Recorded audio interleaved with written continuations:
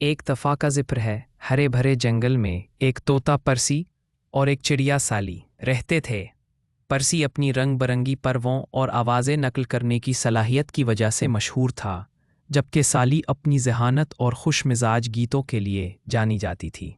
پرسی کو اپنا ہنر دکھانا بہت پسند تھا۔ وہ جنگل کے جانوروں، پرانی کہانیوں اور یہاں تک کہ قریبی گاؤں سے آنے والے انسانوں کی آوازیں بھی نقل کرتا۔ ہر روز وہ سب سے اونچے درخت پر بیٹھ کر سب جانوروں کو اپنا فن دکھاتا۔ سب جانور جمع ہو جاتے، ہنستے، خوش ہوتے اور اس کی مہارت پر حیران رہ جاتے۔ مگر سالی نے ایک عجیب بات نوٹ کی۔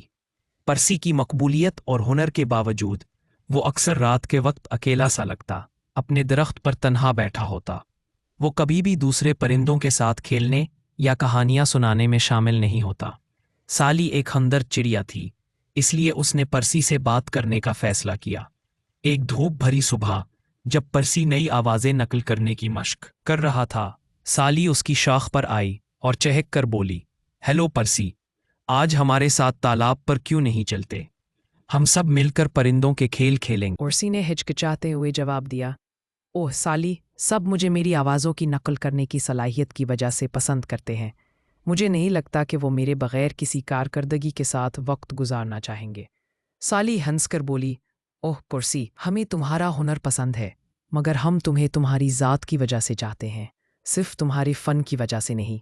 اپنا آپ ہونا سب سے خوبصورت بات ہے۔ سالی کی باتوں سے متاثر ہو کر پرسی نے تالاب پر جانے پر رضامندی ظاہر کی۔ کئی عرصے بعد اس دن پہلی بار اس نے دوسروں کی آوازیں نقل نہیں کی، اس نے اپنی باتیں خود کیں، دل سے ہنسا اور دوسرے پرندوں کی کہانیاں اور کھیل دلچسپی سے سنے۔ حیرت کی بات یہ تھی کہ پرسی نے پہلی بار اپنی اصلی ذات میں خوشی محسوس کی۔ باقی جانوروں کو اس کی اپنی شخصیت بھی اتنی ہی پسند آئی جتنی اس کی نقل کرنے کی صلاحیت۔ سالی کی مہربانی نے اسے سچی دوستی اور اصلی خودی کی اہمیت دکھائی۔ دن کے اختتام پر پرسی نے محسوس کیا کہ آج وہ ایک لمحے کو بھی تنہا نہیں محسوس ہوا۔